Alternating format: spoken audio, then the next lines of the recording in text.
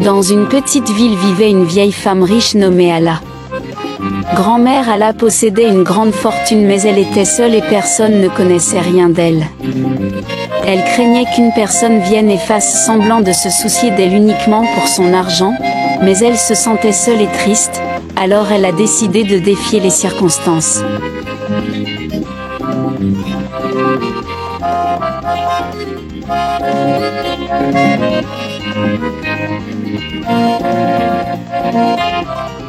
Elle portait des vêtements simples et se déguisait en pauvre, puis déménageait pour vivre dans une hutte simple à la périphérie de la ville. Grand-mère Ala a commencé à affronter des défis quotidiens comme n'importe quel pauvre, mais elle gardait son cœur bon et son bonheur intérieur.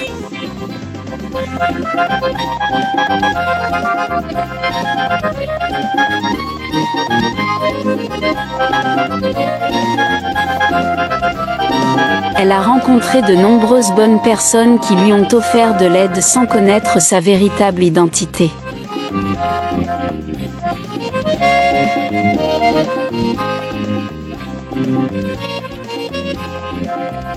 Un jour, grand-mère Ala a été confrontée à une situation difficile lorsque sa vieille voiture est tombée en panne, et elle a prétendu ne pas avoir assez d'argent pour la réparer. Elle s'est rendue dans un atelier de réparation de voitures locales où elle a rencontré un jeune homme nommé Adam. Elle a prétendu être triste et lui a dit qu'elle n'avait pas l'argent pour réparer la voiture.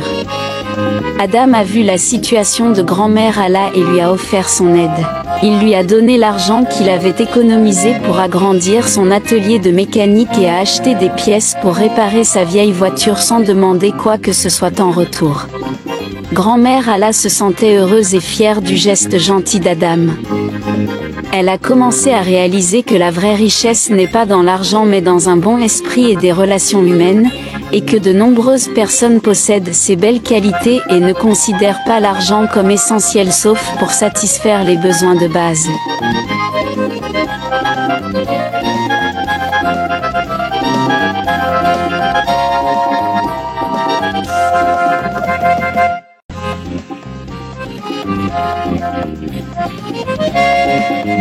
Après cet incident avec Adam, elle lui a parlé de sa véritable identité et de son désir d'établir un centre pour les pauvres et les nécessiteux dans le village, et lui a demandé d'en prendre la gestion car il possédait de belles qualités morales et une bonne âme. Adam s'est réuni avec grand-mère Ala et les villageois, où tout le monde a appris l'histoire, et par la suite le centre a été construit et exploité. Cette histoire nous enseigne que la priorité dans la vie est l'éthique, les valeurs et un esprit beau.